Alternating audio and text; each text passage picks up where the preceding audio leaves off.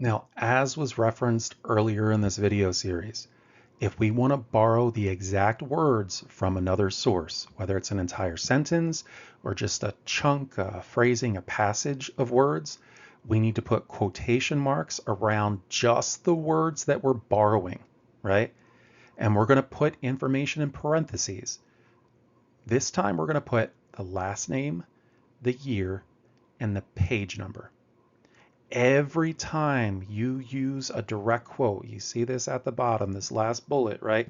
Every time you use a direct quote, you have to give a citation. Format we're going to use is last name, year, and page number.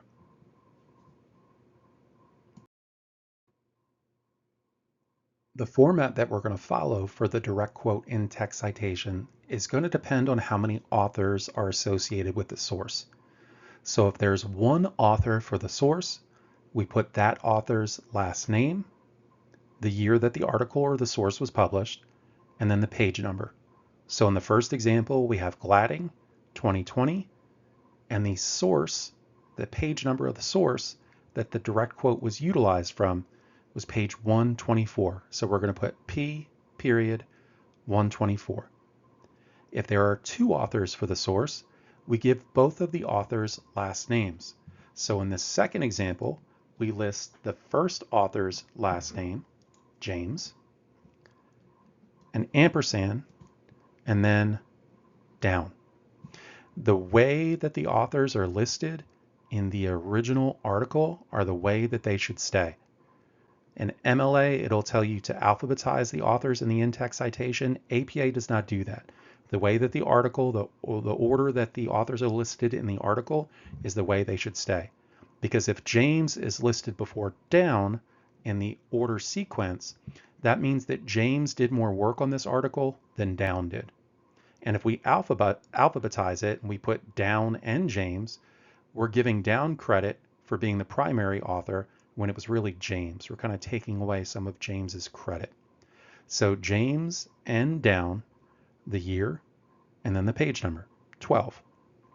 If there's three or more authors, we just list the first author's last name, followed by this thing et al., which is a fancy way of saying and everyone else. So we put the first author's name, Witt, et al., et space al period, the year, and then the page number that the source direct quote appeared on. Now let's take a look at some examples of these direct quote in-text citations in action. So if we take a look at this first one, again, we're only putting quotation marks around the words that we're borrowing. So we've got a quotation mark here, quotation mark here. That means that these words inside are words that we're taking from another source. And then right next to that quote, so you see how usually we have the citation at the end? If we use a direct quote in the middle of a sentence, we put the author's last name. This was just one author. Last name, year, and the page number.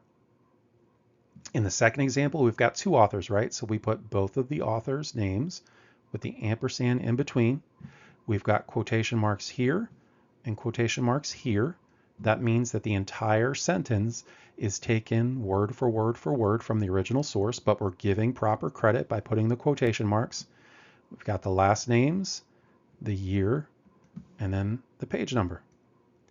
And then at the end, we see a quotation mark here, quotation mark here. That means those are the words that we're borrowing. And this source has three or more authors, so we're just going to put the first author's last name, et al., et space al period, that means and everyone else, the year 2020, and the page number.